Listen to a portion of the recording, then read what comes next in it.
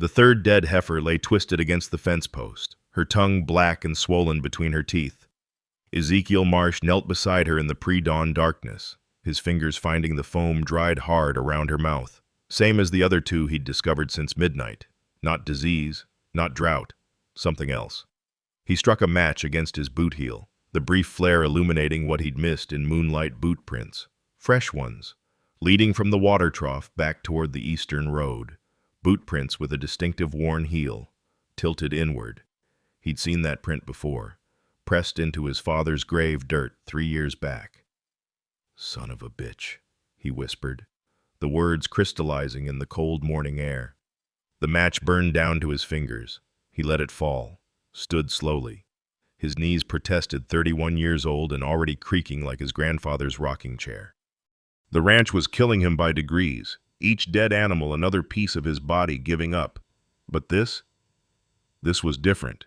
This was deliberate. He walked to the water trough, dipped his finger, touched it to his tongue. Bitter. Wrong. He spat immediately, wiped his mouth with his sleeve. His stomach clenched with recognition, the same taste from the well water 3 years ago, right before his father's heart gave out. Except father's heart had been strong as a bull's. The doctor said so himself, puzzled. Before Cornelius Slade suggested maybe grief over bad investments had done what time couldn't. Ezekiel grabbed the trough's edge, tipped it. Water spilled across the dirt, running in dark channels toward the dry creek bed. In the growing light, he could see an oily sheen on the surface, rainbow colors where it pooled. Poison. Behind him, boot steps crunched on gravel. He spun, hand going to his hip where his Colt would have been if he hadn't sold it 2 months back for feed money. "Easy there, Marsh." Tom Whitmore from the bank stood 10 feet away, hands raised but smirking. "Just come to deliver some papers, urgent-like." "Bank don't deliver before sunrise, Tom." This couldn't wait. Tom pulled an envelope from his coat, tossed it to land at Ezekiel's feet. "Mr. Slade wanted you to have that personal. Said you'd understand the timing." Ezekiel didn't pick it up. "Slade owns the bank now. Slade owns most everything worth owning." Tom's smirk widened.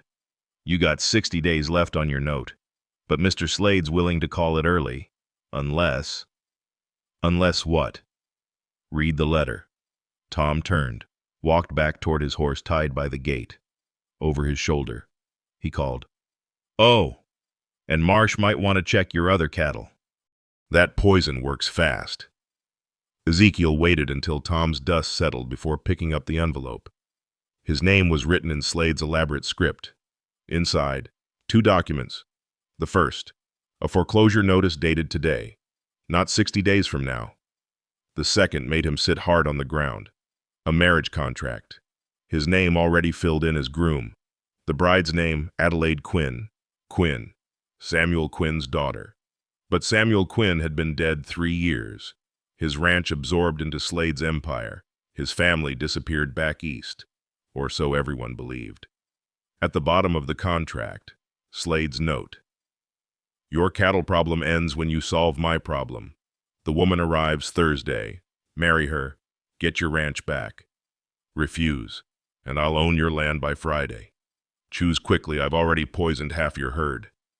Ezekiel's hands shook as he turned the contract over. On the back, a photograph was pasted. A woman stared out, heavy-set, plain-faced, her expression unreadable. But her eyes. There was something in her eyes that made him look closer. She was holding something in her lap, partially hidden by her hands. It looked like papers, legal documents maybe, with official seals visible at the edges. Why would Slade want him to marry Samuel Quinn's daughter? Why now, 3 years after her father's death? And why was Slade, who never did favors, offering to save his ranch? A crow cawed overhead, then another. Ezekiel looked up to see a dozen of them circling. He stood, walked quickly toward the north pasture where he'd penned the pregnant cows. The smell hit him before he rounded the barn. Death, fresh and violent. 8 cows lay scattered across the pasture. The pregnant ones, every one of them. Their value, his future gone. In the center of the carnage, stabbed into a fence post with a knife, was another photograph. This one showed Samuel Quinn standing next to his daughter, but someone had drawn a red X through Samuel's face and circled Adelaide's.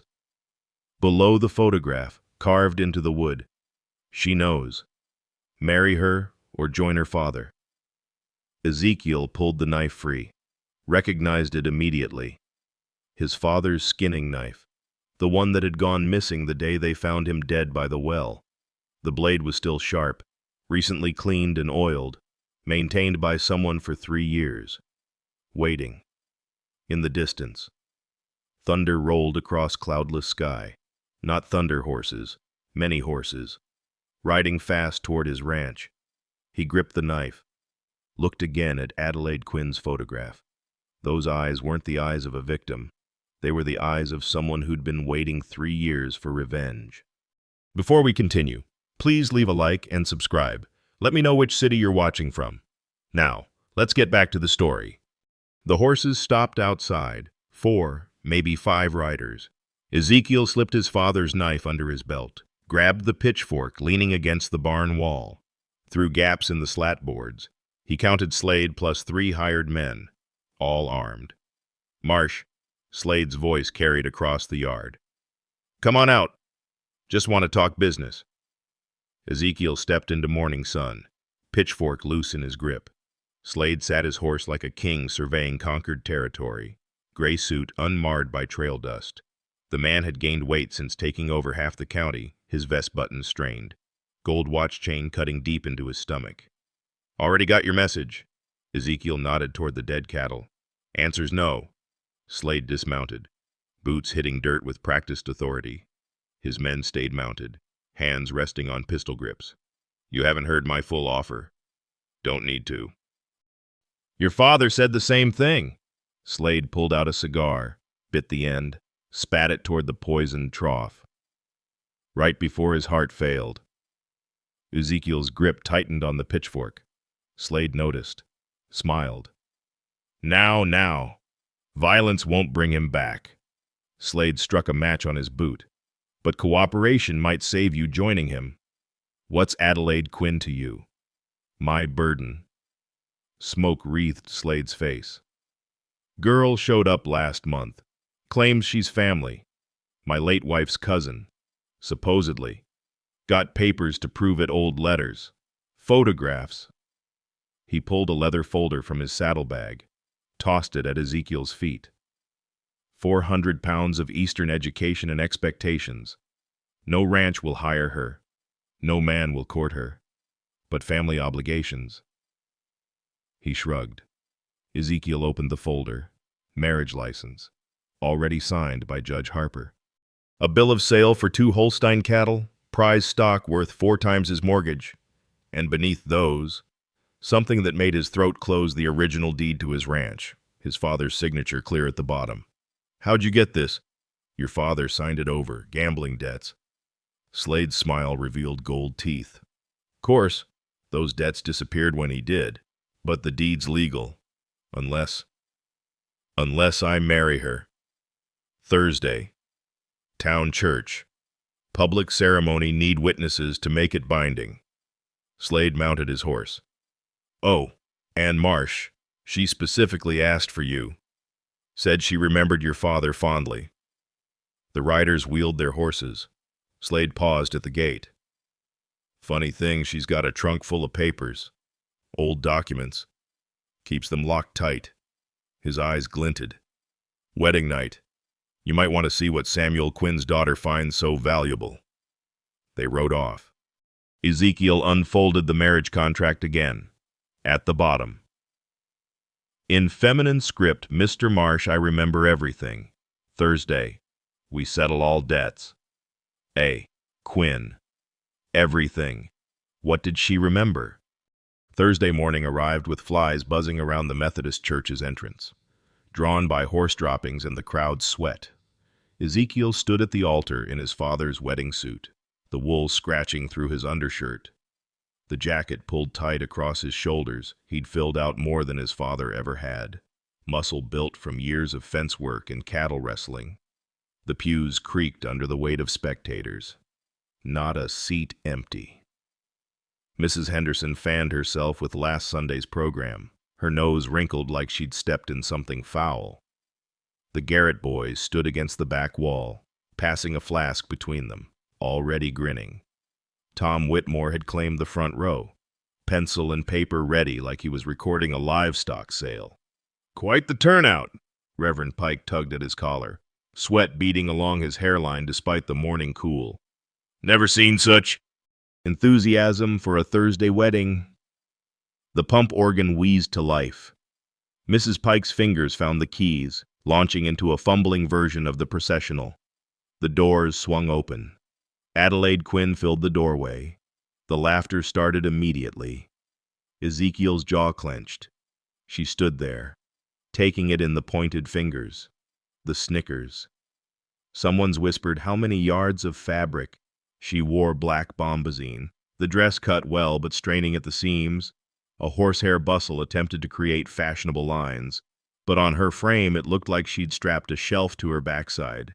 Kid leather gloves covered her hands, gray ones, mended at the thumb with black thread. She walked down the aisle, each step deliberate, measured.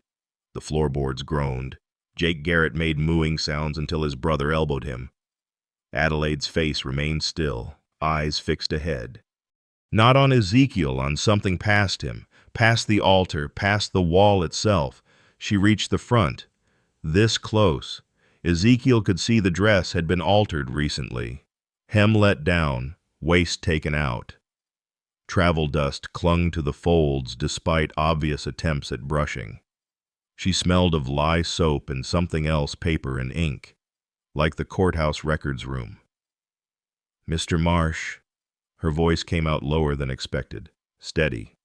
She extended her gloved hand. He took it. Through the thin leather, her palm felt calloused. Working hands, her grip firm, brief. When she released him, she turned to face the altar, waiting. "Dearly beloved." Pike started. Someone coughed to cover a laugh. Then another. Pike's voice cracked. "We are gathered here to witness Marsh trade himself for cattle," Bill Garrett called out. The church erupted. Laughter bounced off the walls. Someone started humming the cattle auction song. Adelaide stood perfectly still, staring at the cross mounted above the altar. A muscle in her jaw twitched. Nothing else. "Order, please." Pike slapped his Bible against the podium. "This is a house of God." The crowd settled into snickers and whispers. Pike rushed through the ceremony, skipping entire passages. Ezekiel heard none of it. He watched Adelaide's profile, the set of her mouth, the way she breathed through her nose, slow and measured, like someone counting, like someone waiting. "The rings?" Pike asked. "No rings," Slade announced from his front pew seat. He stood, pulled out the contracts. "Just paperwork." He slapped them on the altar. The sound echoed. Adelaide's eyes flicked down, read something in the margins. Her breathing hitched, just once, then resumed its steady rhythm. "Sign here, Marsh." Slade pushed the pen forward. "Lady first, though, manners." Adelaide took the pen. The steel nib caught the light from the windows. She signed with quick, sharp strokes. Adelaide Martha Quinn. Her middle name Martha. His mother's name had been Martha. Ezekiel signed below her. The ink smeared under his palm, leaving a black streak across his cuff. "By the power vested in me," Pike seemed eager to finish, "I pronounce you man and wife." "Kiss her," someone yelled. More laughter. Adelaide turned to face him. This close. He could see her eyes clearly for the first time. Brown, with flecks of green. Old eyes. Eyes that had seen things. Calculated things. She lifted her chin slightly.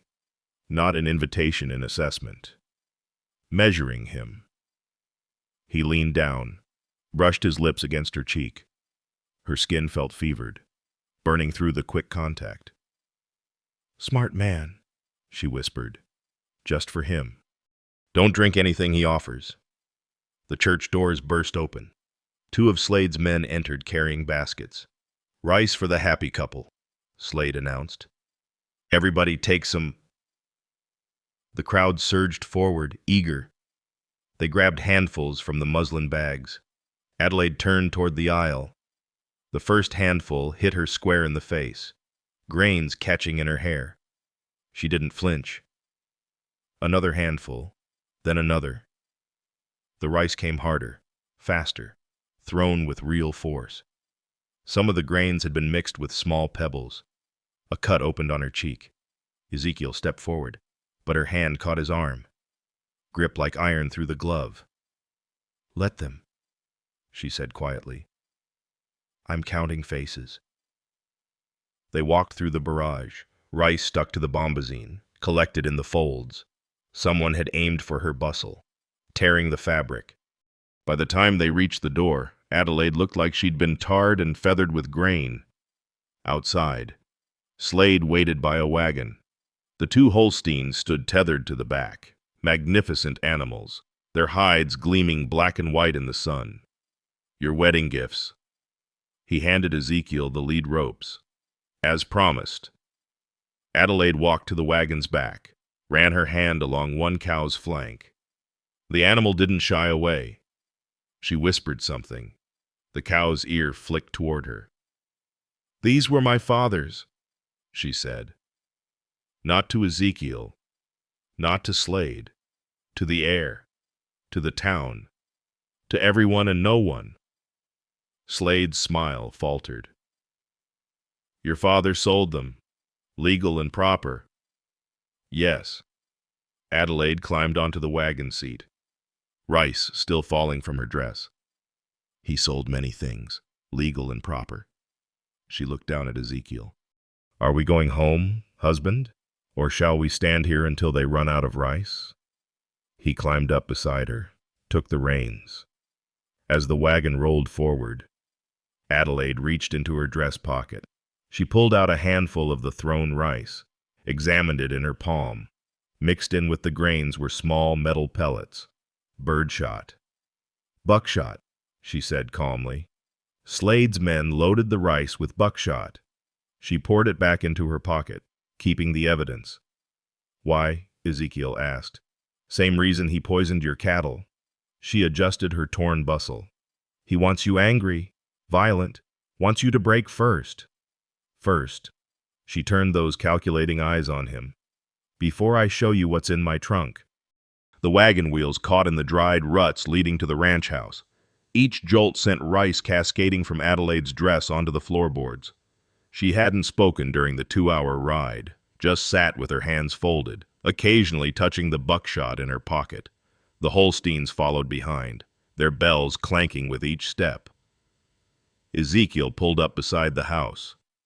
The place looked worse in afternoon light paint peeling from the boards, porch sagging where the support post had rotted through. Adelaide climbed down before he could offer help, her bulk making the wagon springs squeak in relief. She stood in the dirt yard, turning slowly, taking in everything.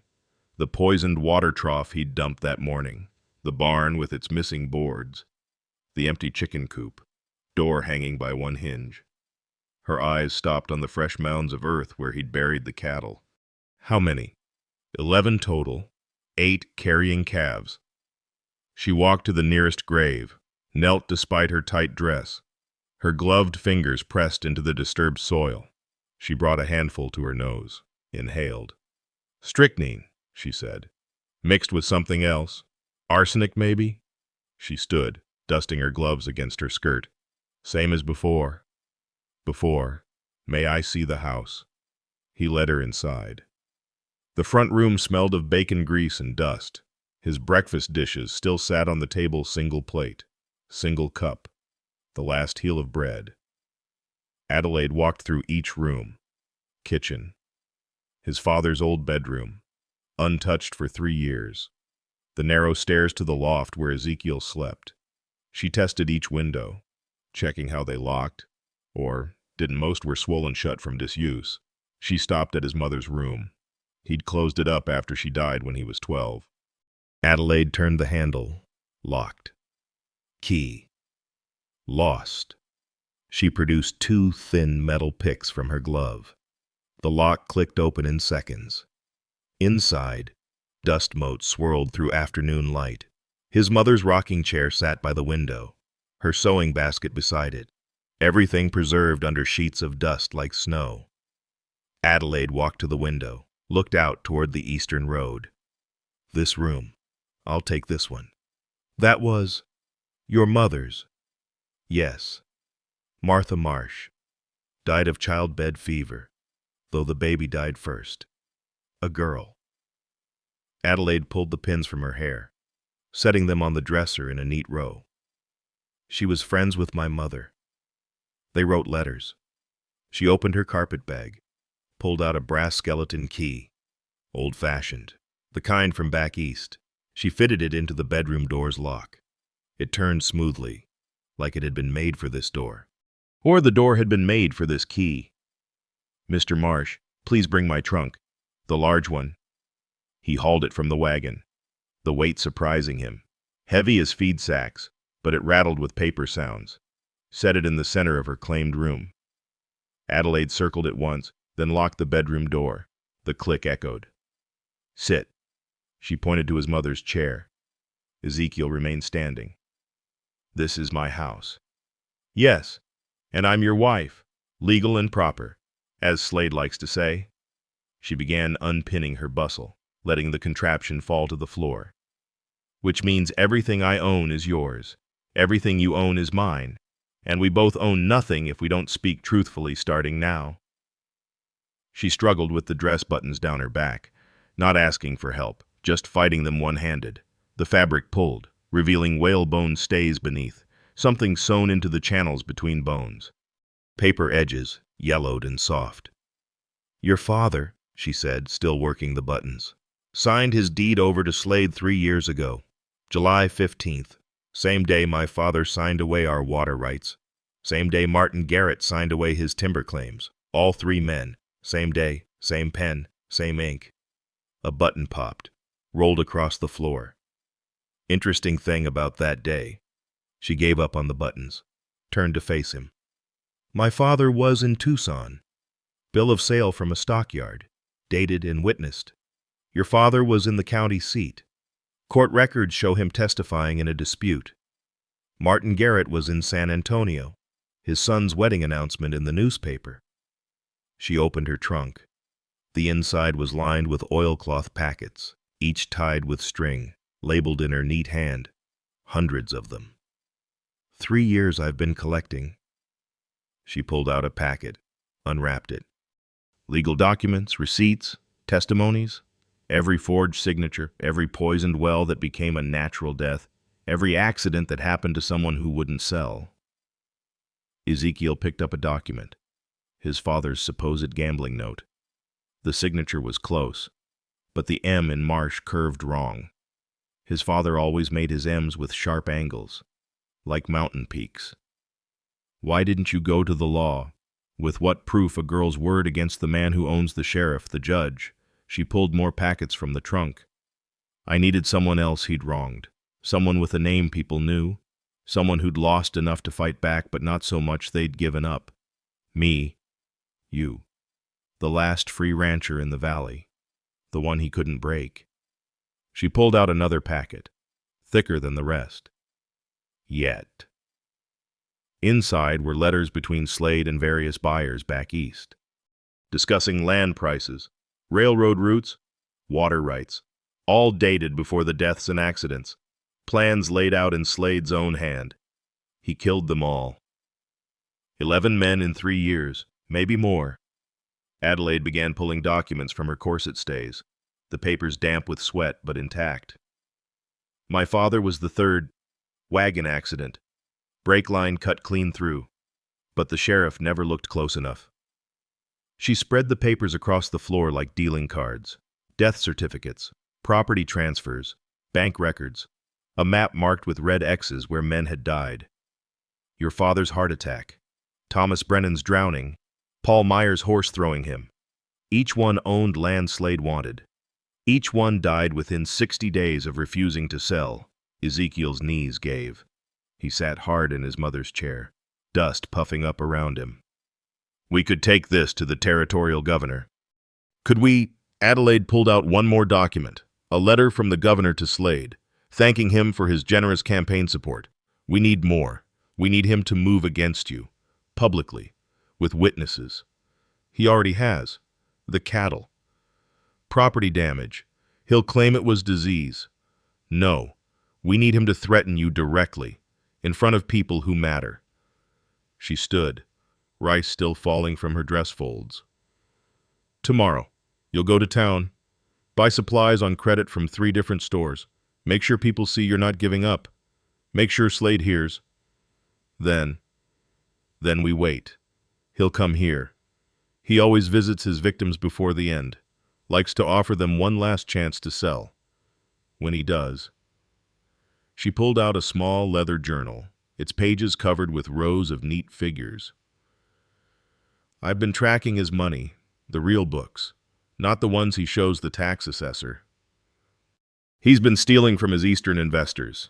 When they find out, she opened the journal, column after column of numbers, dates, transactions, but at the bottom of one page, different handwriting, cramped, nervous. Is that Tom Whitmore's writing? From the bank? Adelaide smiled for the first time. Not a pleasant smile. He's been skimming from Slade, small amounts, but regular, for 2 years. When I told him I knew, he became very helpful. Ezekiel stared at her. This woman who'd walked through rice and buckshot without flinching, who'd picked locks like a thief, who'd been planning this for years. Why did you need to marry me? Why not just hire someone? Adelaide walked to the window, looked out at the graves of his cattle. Because Slade took everything from me except one thing. My father's will, the real one, leaves everything to me. But only if I'm married. And only if I'm married to someone from the valley, someone with roots here. She turned back to him. Your family's been here longest, 3 generations. That matters to the old Spanish land grants. She pulled one more document from her trunk. Old, older than anything else. Written in Spanish, with gold seals. This is the original land grant for the entire valley. From 1803, before Texas was a state, before America owned it. She traced the boundaries with her finger. It names the original families allowed to settle, including yours, and mine. So according to this, Slade has no legal claim to any of it. He's not descended from the original families. Every sale to him could be challenged in court, if we can prove he obtained them through murder and forgery. She stopped, held up her hand. Outside, horses approached, not galloping this time, walking, deliberate. Adelaide grabbed the papers, shoving them back into the trunk. All but one, the Spanish land grant. This she pressed into Ezekiel's hands. Hide this. Now. He heard it then. Not horses. A wagon. And singing. Drunk singing. Slade's voice carried through the window. Come out, Marsh. Want to kiss the bride proper. Ezekiel shoved the Spanish grant inside his mother's old Bible. The leather binding cracked enough to hide the folded document. Adelaide stood perfectly still, listening to Slade's wagon creaking closer. She began buttoning her dress with steady fingers, missing buttons where they'd popped off. He's drunk, she said. Good. Drunk men make mistakes. The wagon stopped outside. Bottles clinked. More than one voice now Slade had brought friends. How many? Adelaide moved to the window, peered through the gap in the curtains. 4? No. 5. Ezekiel recognized them through the wavy glass. Slade, Tom Whitmore, the Garrett brothers, and Judge Harper. The judge is here. Even better. Adelaide pulled the pins from her hair, let it fall loose around her shoulders. The transformation was immediate, from composed woman to something disheveled, vulnerable. They need to see me defeated. Broken. She picked up the rice from the floor, handful by handful, and dumped it over her own head. It caught in her loose hair, stuck to her sweaty skin. She rubbed her eyes until they reddened. "What are you? Trust me." She unlocked the bedroom door, walked to the front room. "Let them in before they break something." Ezekiel opened the front door. Slade stood swaying on the porch, bottle in one hand, the other gripping the support post. His gray suit showed whiskey stains down the front. The judge sat in the wagon, trying to look dignified despite being obviously drunk. "There's the happy groom." Slade thrust the bottle at Ezekiel. "Share a drink with your new friends." "Don't drink." "You do today." Slade pushed past him into the house. The others followed, boots tracking mud across the floor. "Where's the blushing bride?" Adelaide emerged from the kitchen, carrying a tray with cups. Her hands shook, making the china rattle. Rice fell from her hair with each step. "Mr. Slade." Her voice came out small, different from before. "Would you like coffee?" Slade laughed, knocked the tray from her hands. Cups shattered across the floor. Adelaide dropped to her knees, started gathering the pieces. A shard cut her palm through the worn glove. Blood spotted the china. "Leave it," Ezekiel said. No, I'll clean it." She kept picking up pieces, shoulders shaking, playing the part perfectly. Jake Garrett walked over, stepped on her hand, not hard enough to break bones, but enough to grind the china into her palm. Adelaide gasped, pulled back. Blood now flowed freely. "Clumsy cow," Jake said. Ezekiel started forward.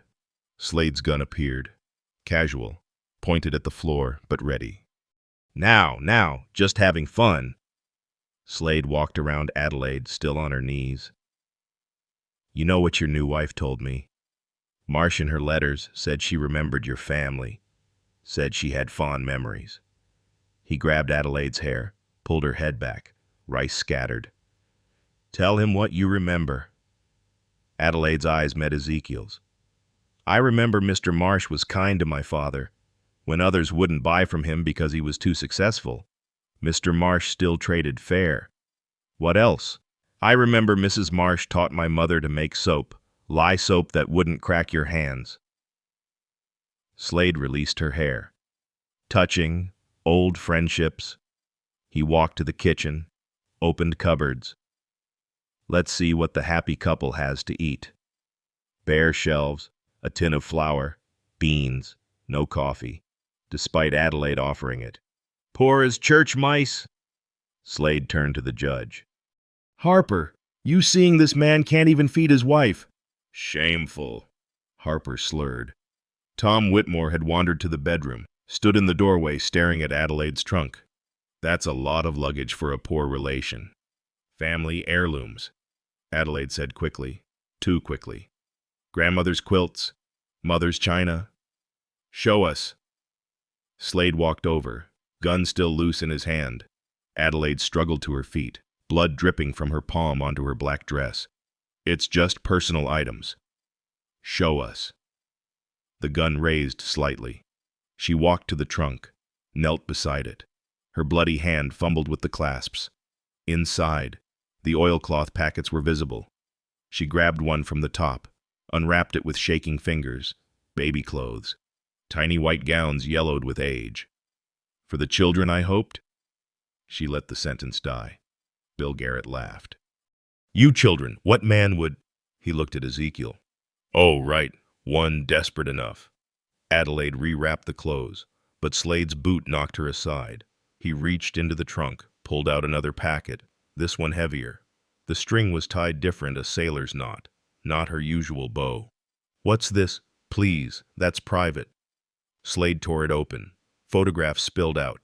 Adelaide scrambled to gather them, but the men were faster. Jake Garrett held one up, a family portrait. Samuel Quinn, his wife, and a much younger, much thinner Adelaide. "Look at this. She was almost pretty once." They passed the photograph around, laughing. Adelaide sat on the floor, blood from her hand seeping into the boards. But Ezekiel saw her eyes tracking which packet Slade reached for next. She was letting them paw through the decoy packages. The real documents remained hidden in the bottom layer. Enough entertainment. Slade dropped the photographs. Several landed in Adelaide's blood. Let's discuss business. He pulled out a new contract. Marsh, you're going to sign this. Sale of the ranch to me. Fair price. Then you and your bride are going to leave. Tonight. No. No. Slade smiled. Harper, tell him what happens if he refuses. The judge tried to focus his eyes. Breach of contract. The marriage contract has a clause. Failure to provide adequate home for wife. Annulment. Ranch defaults to injured party. Meaning me, Slade said. Since she's my cousin. Ezekiel looked at Adelaide. She gave the slightest shake of her head. She's not your cousin. Silence. Slade's smile faded. Tom here checked. Ezekiel continued. No record of any Quinn marrying into your wife's family. Adelaide made it up to get close to you. Tom Whitmore went pale. I never yet you did. Adelaide stood slowly. The defeated act dropped away. You checked because I paid you to check, just like I paid you to copy Slade's real ledgers. Slade turned the gun on Tom. You little... I kept copies, Adelaide said, of everything, including the letters where you discuss killing my father. The room went still, even drunk. The men recognized danger. You're lying. Adelaide walked to her trunk, no longer shaking. She reached deep, past the decoy packets, to the false bottom. But her bloody fingers slipped on the hidden latch. She tried again. It wouldn't open. Problem? Slade walked closer. The latch was jammed, or locked. Adelaide's eyes widened, real fear this time. She pulled harder. Nothing. Let me! Slade pushed her aside, brought his gun butt down on the trunk's corner. Wood splintered. He hit it again. The false bottom cracked open. Empty. The hidden compartment was empty. Slade laughed. Bluffing, just like your father. He stood, pointed the gun at Adelaide's head. He tried to bluff too, right before I cut his brake line. You just confessed, Ezekiel said. In front of witnesses.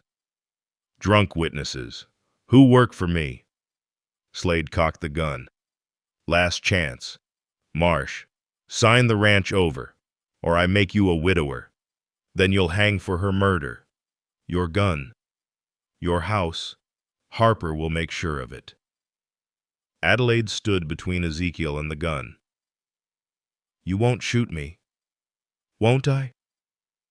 No, because you need me alive. She reached into her dress pocket, the one filled with buckshot from the wedding, but instead of the pellets, she pulled out a key. The documents aren't in the trunk. Haven't been for weeks. They're in a safety deposit box in Tucson. This is the only key. She held it up. Small, brass, with a number engraved on it. 47. If I die, the box gets opened by the bank. Instructions are already filed. Everything goes to the newspapers. The Eastern investors will know exactly how you've spent their money. Slade's hand wavered. You're lying again. Box 47, Tucson First National. Check if you don't believe me. She stepped closer to him, inside the gun's range. Too close to miss. Too close to flinch. But know this the moment you leave to check. I'll wire ahead. They'll empty the box before you arrive. The standoff stretched. Blood dripped from Adelaide's palm onto the floor. 1 drop, 2, 3. Finally, Slade lowered the gun. You've got spine, like your father. He turned to Ezekiel. But you don't. You're weak, like yours was. He walked to the door, the others following. At the threshold, he paused. That safety deposit box story smart. But you made one mistake. He smiled. Tucson First National doesn't use brass keys. They use steel. Have for 3 years. The door closed. The wagon rolled away. Adelaide's knees buckled. Ezekiel caught her before she hit the floor. The key fell from her hand brass.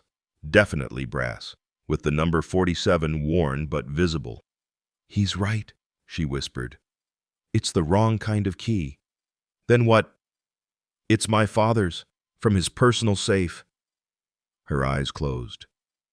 "The one Slade stole, the one he thinks he destroyed." She pulled him closer, whispered in his ear, "But I know where he hid it." Adelaide's blood had soaked through the dish rag, red spreading into pink at the edges. Ezekiel wrapped her palm tighter, adding a second layer torn from his spare shirt. Her skin felt too hot, fevered. "The safe's in his house," she said, watching him work. "Behind the portrait of his wife. You've seen it. I worked there 3 months as a maid before he figured out who I was." She flexed her fingers, testing the bandage. "He keeps trophies. My father's watch, Martin Garrett's railroad shares, your father's—" "What?" "His medical discharge papers. From the war." Ezekiel's hands stilled.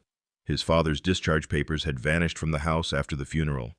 Proof of his service, his pension eligibility.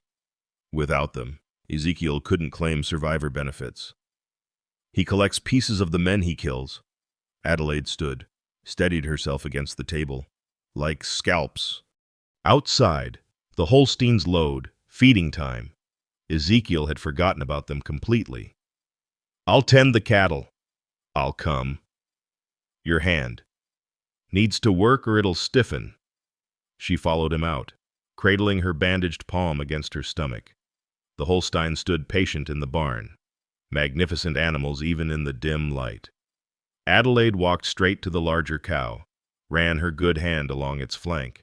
The cow turned its massive head toward her, snuffled her hair. "Hello, Buttercup." Her voice softened. "Missed you."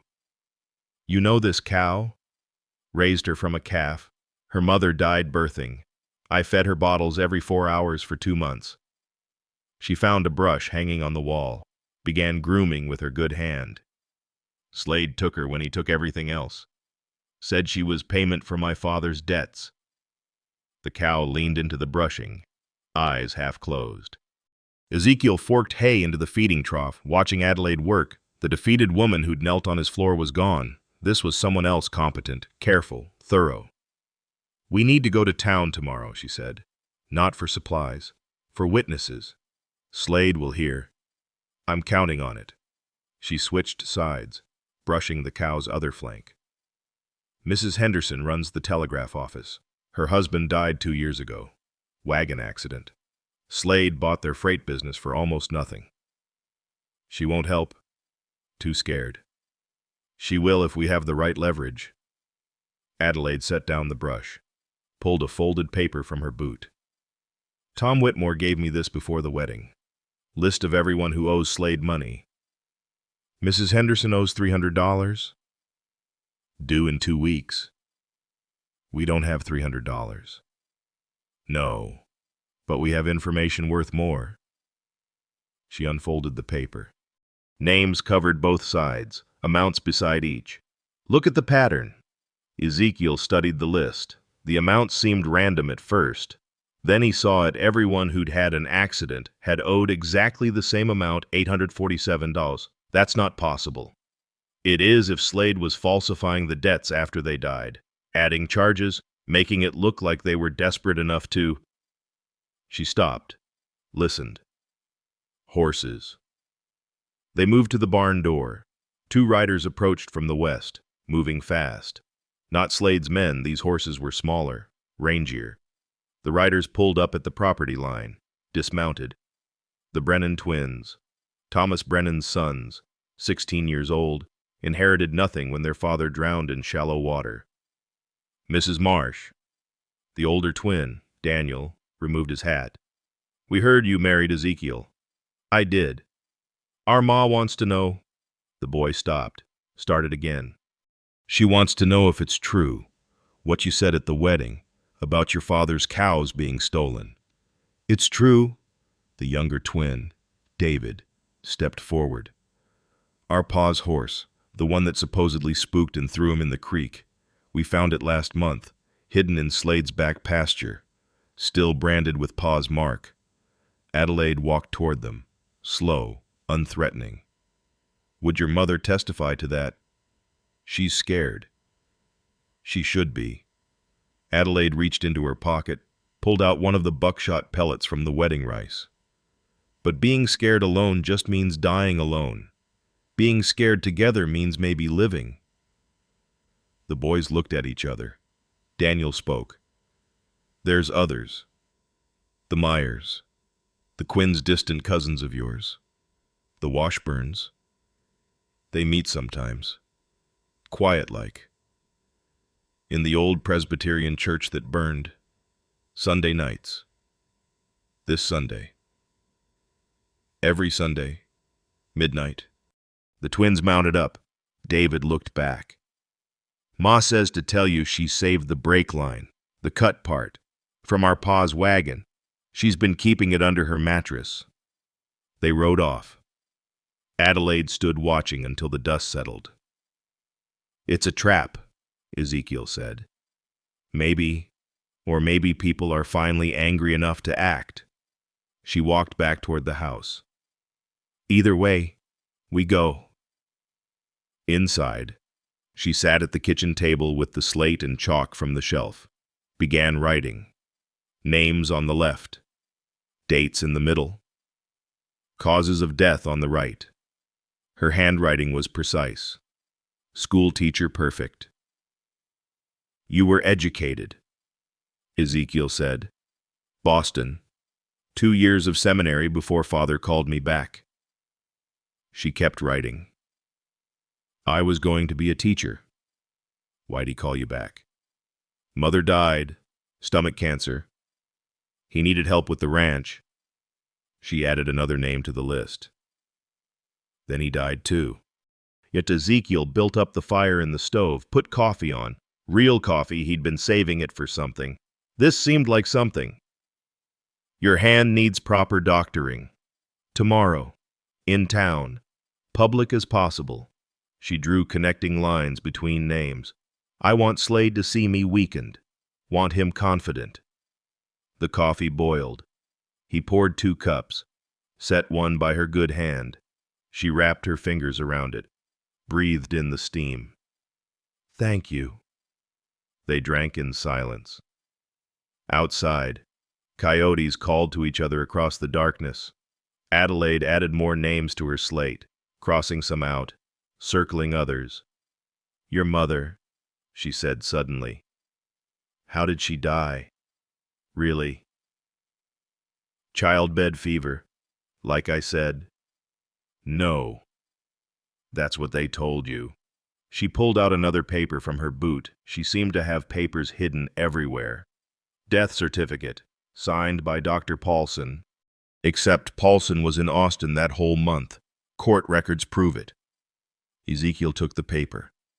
His mother's death certificate, the one he'd seen 100 times. But now, looking closer, the signature was wrong. Paulson always signed with a flourish on the P. This was plain, simple. Who signed it? Slade was deputy sheriff then. Had signing authority for deaths when the doctor was away. Adelaide met his eyes. Your mother owned water rights. Separate from your father's land. Inherited from her father. When she died, they reverted to the territory. Guess who bought them? The cup shattered in Ezekiel's hand. Coffee and blood mixed on the table. Adelaide grabbed his hand, examined the cuts. Not deep. She wrapped it with strips from the same shirt she'd used for her bandage. We're going to stop him, she said, tying off the bandage. But not with guns, not with violence. With paper. With truth. Truth doesn't stop bullets. No. But it stops money. She finished the bandage, but didn't let go of his hand. Eastern investors are already asking questions. Slade's been sending them falsified reports, showing profits that don't exist. When they learn the truth, her thumb traced the edge of his bandage. Such a small gesture, intimate without meaning to be. How long have you been planning this? 3 years. But I couldn't do it alone. Needed someone with standing, someone people would believe. She pulled her hand back. Someone who'd lost as much as I had. So you picked me. No. You picked yourself. By surviving. By not selling. By being the last one standing. She stood, walked to the window. There's something else. What? The federal marshal in Tucson, Marshal Reeves. He's been investigating Slade for 6 months. Quietly. He needs witnesses, local testimony. She turned from the window. He'll be at that burned church Sunday night. The coyotes had gone quiet. Everything had gone quiet. Even the wind had died. You've been corresponding with a federal marshal. My cousin in Tucson has. I couldn't risk direct contact. Adelaide walked back to the table, began gathering her papers. But there's a problem. What problem? She held up the list of names. The death certificates. The forged documents. None of this matters if we're dead. And after tonight, after I bluffed about the safety deposit box, she looked at him. Slade won't wait for Sunday. The morning sun hit Ezekiel's face wrong, too bright through the kitchen window. His mouth tasted like copper pennies. Adelaide stood at the stove, her bandaged hand stirring something in the pot. Porridge from the smell. His stomach turned. Coffee's ready, she said without looking back. He reached for the pot. His hand shook, coffee sloshing over the cup's rim. The liquid looked darker than it should. Oily surface, like the poisoned water in the trough. Don't drink it. Adelaide crossed the room fast, knocked the cup from his hand. It shattered against the wall. Coffee running down in dark streaks. When did you fill the pot? Last night, from the well. His throat closed. The well. He'd been drinking from it since yesterday. Small sips, but enough. Adelaide grabbed his face, thumbs pulling down his lower eyelids. Pupils aren't dilated yet. When did you last drink? This morning, before sunrise. Just a handful to wash my face and... His stomach clenched. He pushed past her, made it to the porch before the vomiting started. Thin bile, tinged pink. His knees hit the boards hard. Adelaide's hands held his shoulders steady. When the heaving stopped, she pulled him upright, pressed a glass to his lips. Salt water. Drink it all. The brine burned his raw throat. His stomach rebelled immediately. More vomiting, but clearer this time. She gave him another glass, then another. How do you know? Same symptoms my father had, day before his accident. She pressed her fingers to his wrist, counting. Pulse is fast but steady. We caught it early. Dead crows littered the ground near the well. 7 of them arranged in a circle, their feet tied together with twine, beaks pointing outward like a compass rose. In the center, a piece of paper weighted down with a rock. Adelaide walked over, picked up the note. Her face didn't change, but her bandaged hand clenched. What's it say? She handed it to him, Slade's handwriting. Consider this mercy. The alternative is slower. Ezekiel tried to stand. The world tilted. Adelaide caught his arm, guided him to the porch steps. They sat. Her shoulder pressed against his for support. He could feel her breathing, steady and controlled, while his own breath came in gasps. The Holsteins. If they drank, I watered them from the rain barrel. Habit from when Slade controlled our well. She kept her fingers on his pulse. 60 seconds. 72 beats. You'll live. His hands wouldn't stop shaking. She took them in hers, her bandaged palm rough against his skin. My father shook too. For hours. I held his hands like this while he told me everything. Every detail about Slade, every crime he'd witnessed, every family destroyed. Her grip tightened. He made me promise not to act until I could win. Not just hurt Slade, destroy him completely. 3 years is a long time to wait. 3 years, 2 months, 16 days. She released his hands. I know Slade's routines. When he visits his mistress in Tucson, second Tuesday of each month. When he counts his hidden cash Sunday mornings during church, where he keeps his real ledgers. The safe. No, that's for trophies.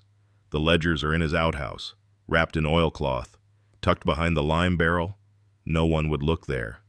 A laugh escaped him, harsh and surprised. His shithouse. Even powerful men have to shit. She stood, pulled him up. Can you ride if I have to? You have to. There's a town meeting tomorrow about the railroad spur. Every landowner will be there, including Slade. She walked inside, returned with a leather portfolio. These are copies of his letters to Eastern investors, promising them land he doesn't own yet, land belonging to families he hasn't killed yet. The names on the papers swam in his vision. Henderson, Meyer, Garrett, his own name at the bottom. He's already sold our land. Promised to deliver it by Christmas.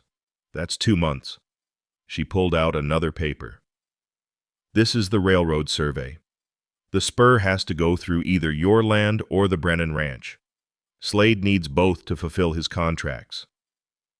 The Brennan boys are next, after us. She walked to the stove, pulled the porridge off the heat. But there's something else. Something I didn't tell you. His stomach clenched again, but not from poison. The federal marshal, Reeves, he's not just investigating Slade. She stirred the porridge, not looking at him. He's investigating the whole territorial government. The governor, the judges. Slade's just one piece. How big? Big enough that if we move wrong, we don't just die, we disappear. Like the Martinez family last year. Remember? Just vanished one night. House empty. Livestock gone. He remembered. Everyone said they'd gone back to Mexico, but their clothes were still hanging on the line. Food still on the table. Reeves thinks they witnessed something. A meeting between Slade and someone higher up. Someone from Washington, maybe. Adelaide finally looked at him. That's why we need the church meeting. Multiple witnesses. Safety in numbers. Unless it's a trap. It's definitely a trap. Question is whose? She ladled porridge into 2 bowls, set them on the table. Eat. You need strength. The porridge tasted like paste, but he forced it down. Adelaide ate mechanically, her eyes on the window, watching the road. There, she pointed. Dust cloud. Single rider, moving fast. They waited. The rider resolved into Tom Whitmore, his horse lathered with sweat. He didn't dismount, just rode up to the porch. Slade knows about the marshal, he gasped out. Someone in Tucson warned him. He's moving everything from the safe tonight, burning the rest. The ledgers. Already gone. Burned them an hour ago. I saw the smoke. Tom's eyes darted between them. He's planning something for the church meeting. Won't say what. But he's had men riding out all morning.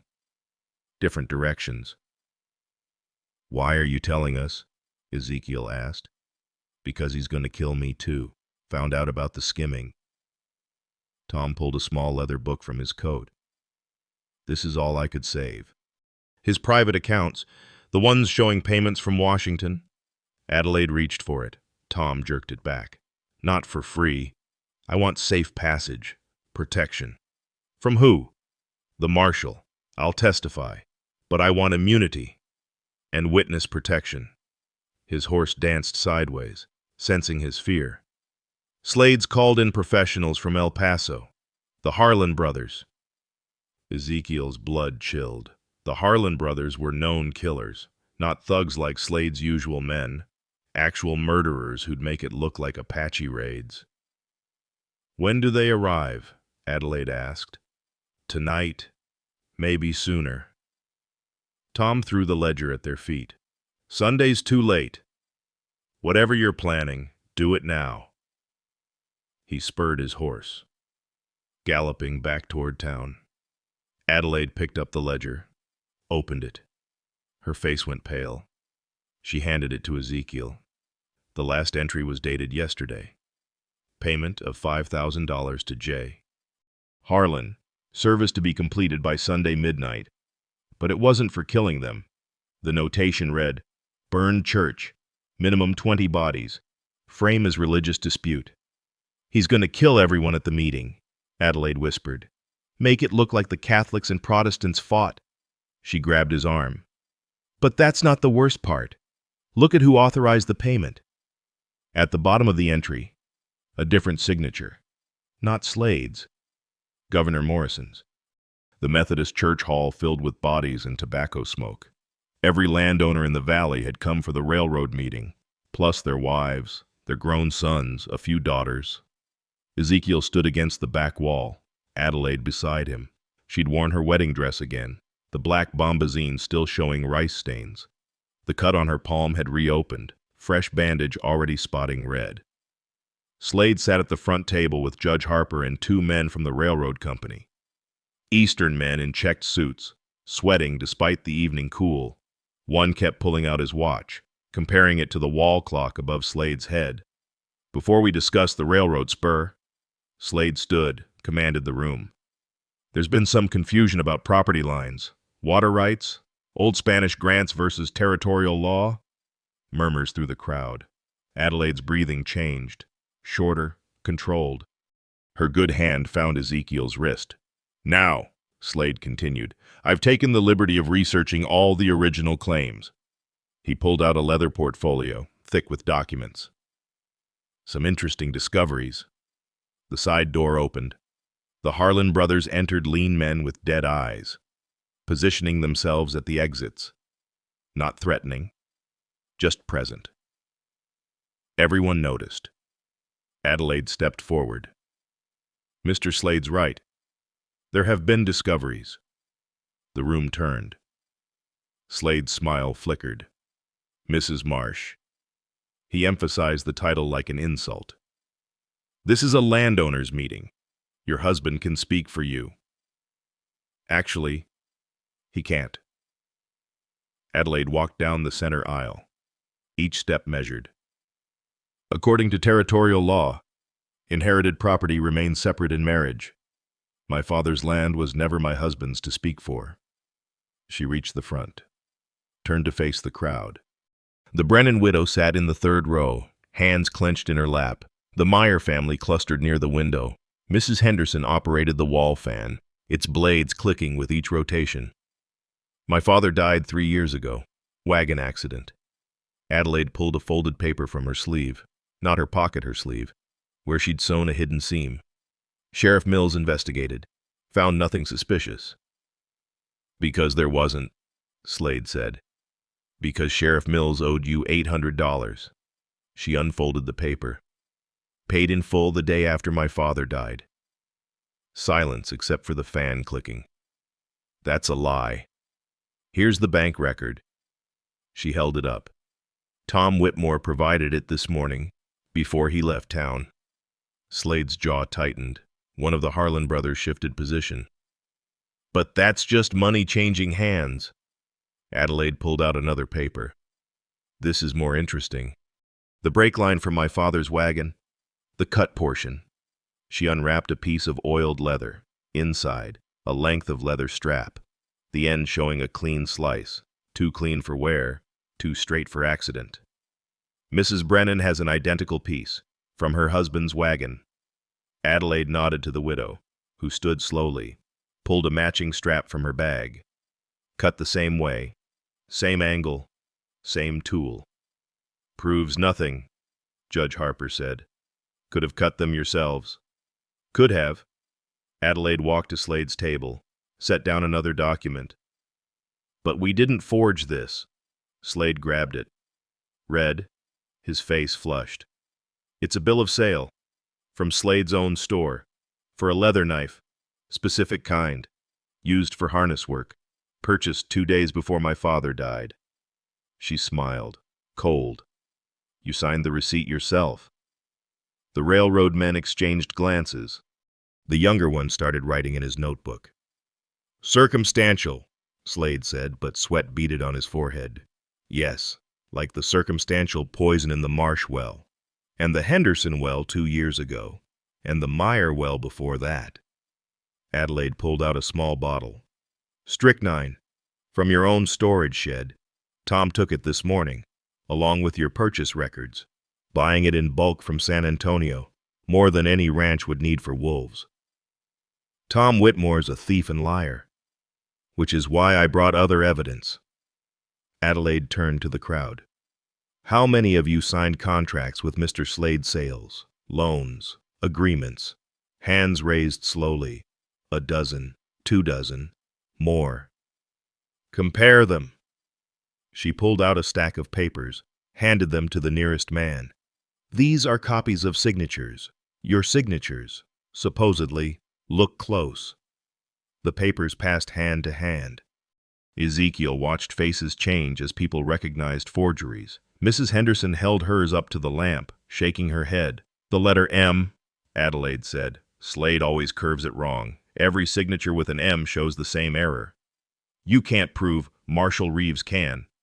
The name hit like cold water. Everyone knew Reeves, federal marshal, the kind who'd cleaned up Tombstone. He's outside. Adelaide walked to the window, pulled back the curtain. 3 men on horses, badge glinting on the lead rider's vest. Marshal Reeves, older than Ezekiel expected, gray mustache, patient eyes. He touched his hat brim to Adelaide through the glass. No! Slade stood, hand moving toward his coat. The Harlan brothers stepped forward. The crowd pressed back. Call them off, Adelaide said quietly. The marshal has 10 deputies surrounding this building. The Harlans are good, but not that good. You're bluffing. Adelaide pulled out one more paper. This one she didn't unfold. Governor Morrison's signature, authorizing payment to the Harlans. For tonight. The railroad men stopped writing. Even Judge Harper looked confused.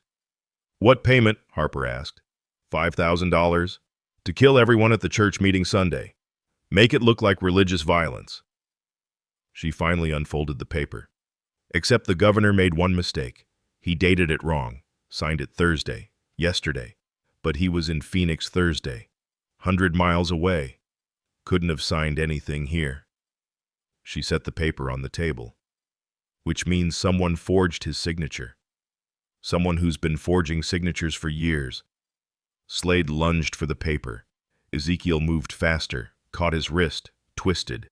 Slade's weight worked against him. He hit the floor hard, gasping. The Harlan brothers drew their guns. The windows exploded inward. Not bullets, men. Reeves's deputies. Rifles aimed. The Harlans calculated odds, lowered their weapons. Cornelius Slade, Marshal Reeves, entered through the front door, voice carrying clear. You're under arrest for murder, fraud, and conspiracy against the territorial government. Harper's part of it. Slade struggled against Ezekiel's grip. The governor, too. They all knew. We'll discuss that at the federal courthouse. Reeves nodded to his deputies.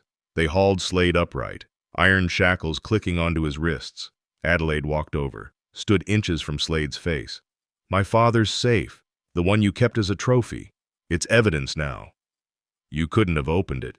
Didn't have to. Your mistress in Tucson did. For $50 and a promise not to prosecute. Adelaide pulled out a telegram. She's been very helpful. Especially about the murders you confessed to during pillow talk. Slade spat at her. The glob hit her cheek, ran down. She didn't wipe it off. 3 years I waited. Her voice stayed level. 3 years of planning. Not for revenge, for justice. For all of them. She turned to the crowd. Check your deeds, your contracts, your loans. Anything Slade touched is probably forged. Marshal Reeves has federal authority to void all fraudulent claims. The crowd surged forward, voices rising, questions, accusations, relief. The railroad men packed their documents, headed for the door. Judge Harper tried to follow. A deputy blocked him. "You too, Your Honor. Questions to answer." Through the chaos, Adelaide walked back to Ezekiel. The spit still glistened on her cheek. He pulled out his handkerchief, wiped it clean. She caught his hand, held it against her face for a moment. "It's not over," she said quietly. "The governor's still free. Others too. But Slade's done." "Yes." She looked at the marshal leading Slade out in chains. "He's done." The crowd pressed closer, everyone wanting to thank Adelaide, to share their own stories. Mrs. Brennan reached them first, grabbed Adelaide's hands despite the bandage. Bless you for this." Others followed. The Myers, the Hendersons, families Ezekiel hadn't even known were victims. Adelaide accepted their thanks with small nods, but her eyes kept moving to the door. "What's wrong?" he asked. "Tom Whitmore. He should be here. He promised to testify." They pushed through the crowd, out into the night. The deputies were loading Slade into a prison wagon. The Harlan brothers sat shackled in another. But no Tom. Adelaide grabbed Marshal Reeves's arm. "Where's Whitmore?" "The bank manager." "Never showed." "Sent men to his house. Empty. Looks like he ran." "No." Adelaide's face went white. "He wouldn't run. Not without the money he skimmed." "What money?" $20,000, hidden in the bank. He showed me where." She started toward the street. "If he's not here, and not at home." A woman's scream cut through the night. From the direction of the bank, they ran. Reeves and 2 deputies followed. The bank door stood open, lamplight spilling out. Inside, Tom Whitmore lay beside the open vault. Blood pooled around his head, soaking into the wooden floor. Very dead. But that wasn't what made Adelaide gasp. The vault was empty. Not just Tom's hidden money. Everything. Every dollar. Every document. Every deed. On the wall.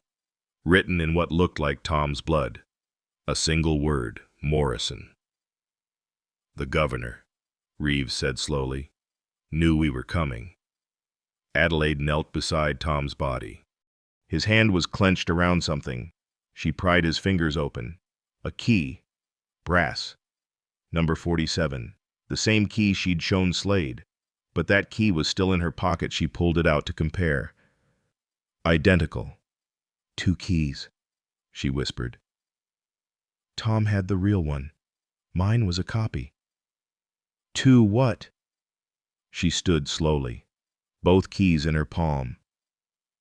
I don't know. But Tom died trying to tell us.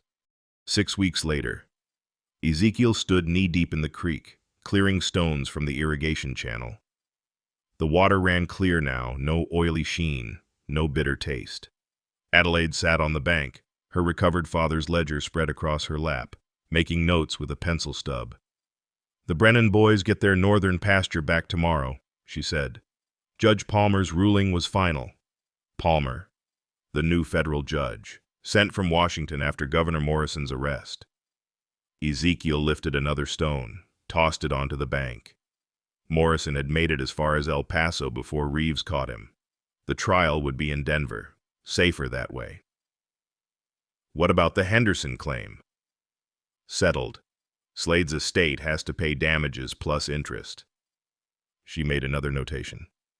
Mrs. Henderson's getting enough to rebuild her freight business. The sun beat down on his back through the worn shirt. October in the valley, but still hot as summer. He'd stripped to the waist an hour ago, sweat running down his spine. Adelaide had stopped pretending not to notice. That's the last of the claims, she said, closing the ledger. All of them. All of them. She set the book aside, pulled her feet from her boots, rolled up her dress to her knees. Slade's assets covered most of it. What didn't? The government seized from Morrison's accounts. She stepped into the creek, gasping at the cold. The current tugged at her skirts. Ezekiel caught her arm when she wobbled on a slick stone. Careful. I know how to wade a creek, but she didn't pull away from his grip. I used to fish here with my father. Before Slade diverted the water, they stood there, water rushing around their legs. Her sleeve had pulled up, showing the scar on her palm from the china cut. It had healed pink and raised, would mark her forever. The keys, he said. Did Reeves ever figure out what they opened? Safety deposit box in Denver. Tom set it up years ago. Insurance against Slade. She bent, scooped water in her cupped hands, let it run through her fingers. $20,000. Cash. He was skimming longer than anyone knew. Who gets it? Technically his sister in Ohio, but she's sending half back for the church rebuilding fund. Adelaide smiled, the expression still rare enough to notice. Seems appropriate. Tom's theft helping fix what Slade destroyed. A cow load from the pasture. Buttercup, the Holstein, heavy with calf now. The bull had done his work quickly. By spring, they'd have a real herd started. We should talk, Adelaide said. Ezekiel's chest tightened. He'd known this was coming. Now that the trials were over, the claims settled, the ranch safe, she waded to the bank, sat on a flat stone. Water dripped from her hem, darkening the dust. He followed, sat beside her, not touching, but close enough to feel the heat from her skin. The marriage contract, she started. I know. It was based on fraud. Slade's fraud. But still. She pulled a folded document from her pocket. Always documents with her. Judge Palmer says it's voidable. We just have to file the papers. The annulment papers. He could see the federal seal, the blank lines waiting for signatures. Your inheritance came through, he said. Not a question. He'd seen the bank draft on the kitchen table that morning. $10,000 from her mother's family in Boston. Yes, enough to start over. Anywhere. She smoothed the papers on her knee. You don't need me anymore. The ranch is safe. Your father's reputation is restored. You could marry someone you actually chose. Could you? She looked at him then, those calculating eyes that had seen everything, planned everything. I haven't thought about it. Liar. A laugh escaped her, short and surprised. Fine, I've thought about it. Boston would take me back. I could teach. Have a quiet life. That what you want? Quiet. I used to think so. She folded the annulment papers smaller, until they were the size of a playing card. Before what? Before you stepped between me and Slade. That first night, when he grabbed my hair. Her fingers went to her neck, unconscious. No one ever protected me before. Not even my father. He taught me to protect myself, but never. She threw the folded papers into the creek. They floated for a moment, then sank. Adelaide, I'm not leaving. The words came fast, tumbling. Unless you want me to, but I'm not offering anymore. I'm not pretending this is still business. He kissed her. Not the brief brush from their wedding. Real this time. His hand tangled in her hair, pins scattering. She made a sound against his mouth. Surprise or relief or both. Her fingers gripped his bare shoulders, nails pressing crescents into his skin. When they broke apart, she was breathing hard. That's not an answer. You didn't ask a question. Fine. Do you want me to stay? Yes. Why? He thought about lying. Something pretty about love or destiny. But she deserved truth. Because you see everything. Calculate everything. But you still threw those papers in the creek instead of keeping them as insurance, because you hold my hand when the shaking starts from the poison memories. Because you name that damn cow and talk to her when you think I'm not listening. You want me to stay because I talk to cows? I want you to stay because you're the first person in 3 years who made me believe we could win. He caught her hand, traced the scar on her palm. And because when everyone else saw a desperate cowboy and a fat stranger, you saw partners. She turned her hand, laced their fingers together. We're still strangers, mostly. Got time to fix that. A lot of work to do. The ranch. We'll manage. He stood, pulled her up. But there's something else first. What? He led her upstream, to where the creek widened into a pool. Cottonwoods threw shade across the water. On the far bank, a flat stone worn smooth by years of current. Your father fished here, he said. My mother washed clothes here, back when they were young, before the troubles started. Adelaide's breath caught. How do you know they found their initials? He pointed to the stone, carved deep, weathered but visible. Q plus M. M. Samuel Quinn. Martha Marsh. They were friends. Maybe more. Once. My father never said. Neither did my mother. But look. Next to the old initials. Fresher cuts. J. M. My father added his. After he married her, Adelaide waded across, ran her fingers over the carvings. 3 sets of initials. 3 people connected by water and stone and time.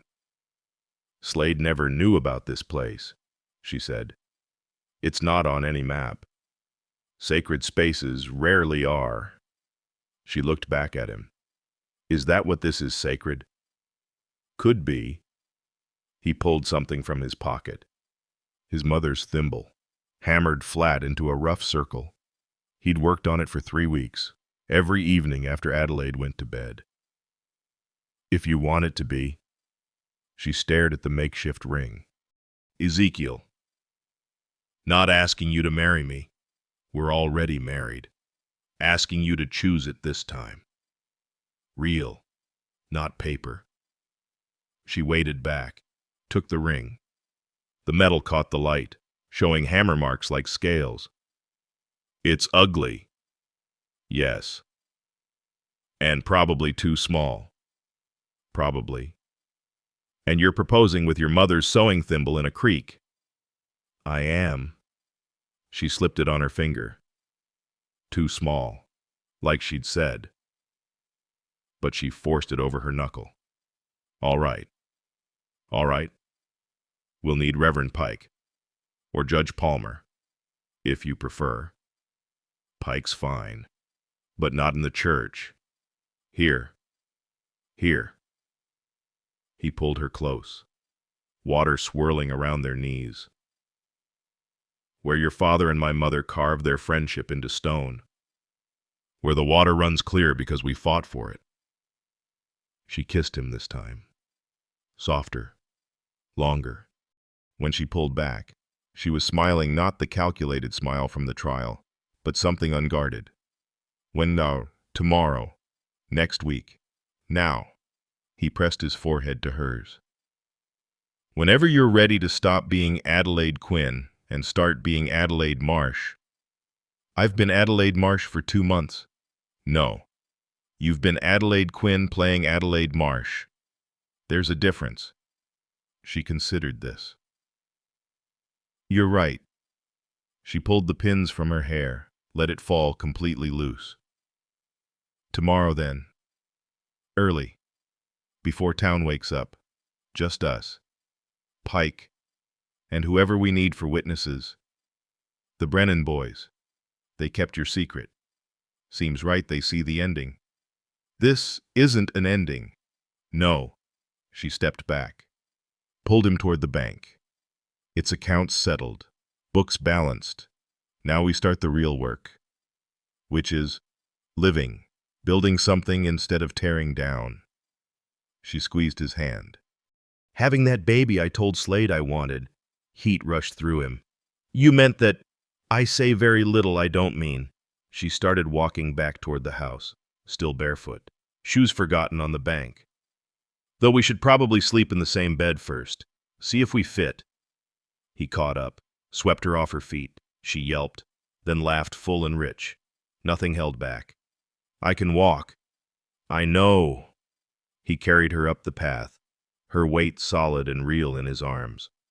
But I spent 2 months thinking you were a burden I had to bear. Let me carry you because I want to. She stopped arguing, wrapped her arms around his neck. As they reached the house, she whispered in his ear, "The milk cow's pregnant too. Buttercup. Due in spring." "How do you know?" "She told me." At his look, she laughed again. Her udders changing. Any farm girl would notice. He set her down on the porch. She stood there, hair wild, feet dirty, his mother's thimble crooked on her finger. "No regrets?" she asked. "None." He touched the ring, straightened it. "You won." His heart stopped. "What?" "I wish they could see this. My father, your parents, wish they knew we won. They know. You believe that. I believe they brought us together. Your father's daughter and my mother's son, finishing what they started." He kissed her forehead. "That's enough miracle for me."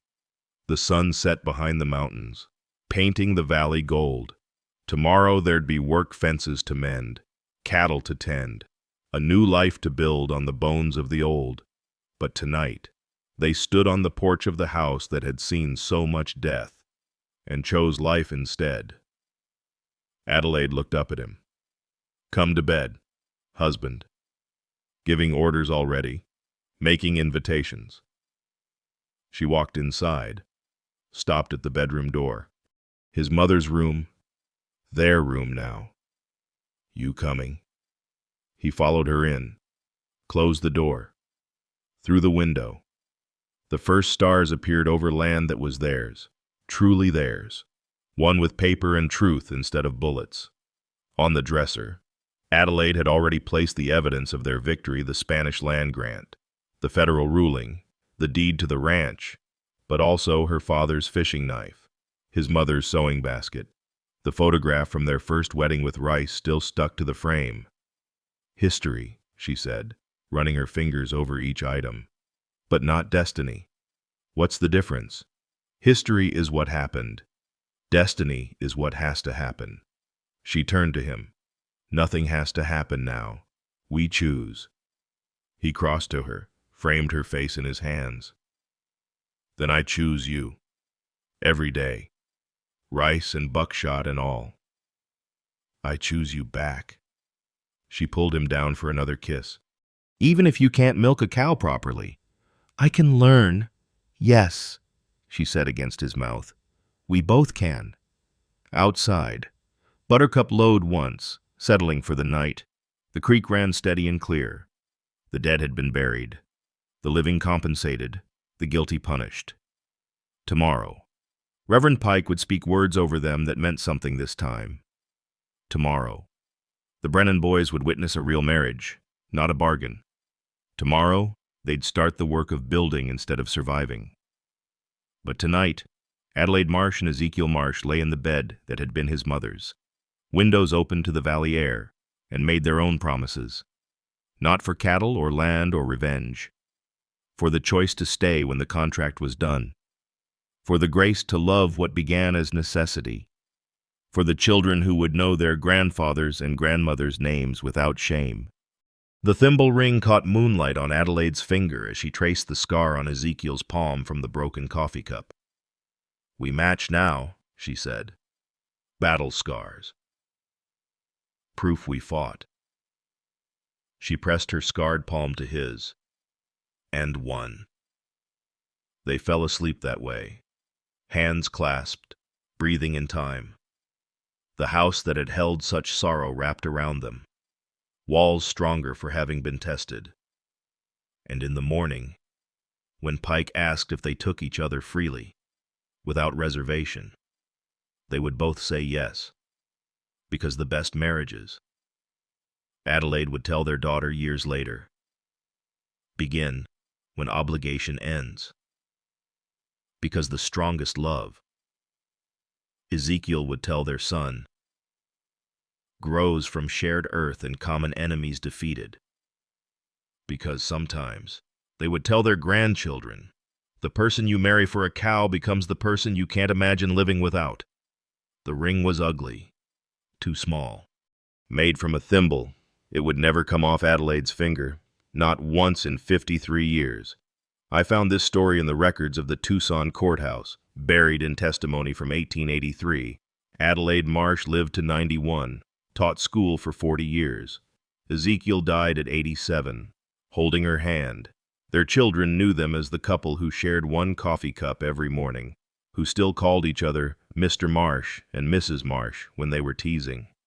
What strikes me isn't the drama of their beginning, but the quiet after, how they chose each other every day for 53 years after the choosing was done, how Adelaide kept teaching other people's children while raising 5 of her own, how Ezekiel testified at 17 more trials against corrupt land barons, always coming home to the same woman who'd walked through rice and buckshot without flinching. The thimble ring is in a museum now, still ugly, still too small, still bent where Adelaide forced it over her knuckle. Sometimes the person who saves your life isn't romantic or beautiful. Sometimes they're just stubborn enough to stand beside you when everyone else thinks you're finished. Sometimes love isn't a feeling, but a decision to stay after the contract's complete. Adelaide was right, the best marriages begin when obligation ends. Disclaimer. This is a work of fiction created solely for entertainment purposes. The story does not condone, promote, or encourage any form of violence or harmful behavior. All characters and events are products of the author's imagination, and any resemblance to actual persons, living or dead, or actual events is purely coincidental. The narrative explores themes of justice and partnership in a historical context, but should not be interpreted as endorsing vigilante action or any form of retribution outside the law. This story is intended for mature audiences seeking thoughtful historical fiction.